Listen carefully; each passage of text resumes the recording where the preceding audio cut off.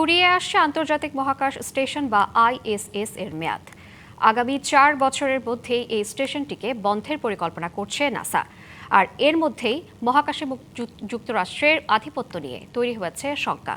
কারণ আইএসএস এর বিকল্প হিসেবে বাণিজ্যিক স্পেস স্টেশন তৈরির কাজ রয়েছে এখনও প্রাথমিক পর্যায়ে। অন্যদিকে নিজেদের মহাকাশ স্টেশন তিয়ানগ নিয়ে প্রস্তুত চীন। পৃথিবীর নিম্ন কক্ষপথে 2.5 দশক ধরে মানুষের নির্ভরযোগ্য ঠিকানা আন্তর্জাতিক মহাকাশ স্টেশন আইএসএস।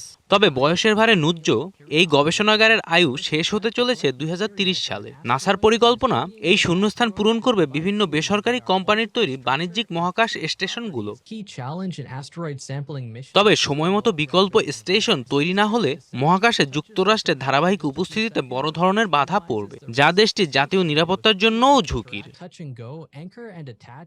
আইএসএস বন্ধ হয়ে গেলে চীনের তিয়ানগংই হবে নিম্ন কক্ষপথের একমাত্র স্টেশন। ফলে বৈশ্বিক মহাকাশ প্রযুক্তিগুলো চীনের স্টেশনের সাথে সামঞ্জস্য রেখে তৈরি হওয়ার আশঙ্কা করছে যুক্তরাষ্ট্র। নগদ নিয়ে এলো হার না মানা হার অফার। সর্বনিম্ন 10,000 টাকা রেমিটেন্স নগদে পাঠালে থাকছে স্বর্ণের হার জেতার সুযোগ। দীর্ঘমেয়াদে চাঁদ ও মঙ্গলে অভিযানের প্রস্তুতির জন্য নিম্ন কক্ষপথে মানুষের উপস্থিতি টিকিয়ে রাখা নাসার জন্য জরুরি। ব্লু অরিজিন, অক্সিম স্পেস এবং ভাস্টের মতো কোম্পানিগুলো $1 বিলিয়ন চুক্তির আশায় নিজেদের নকশা তৈরি করছে।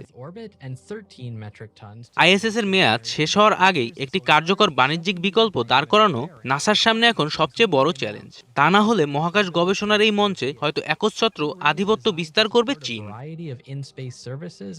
জয় রায়, ডিবিসি নিউজ ডেস্ক।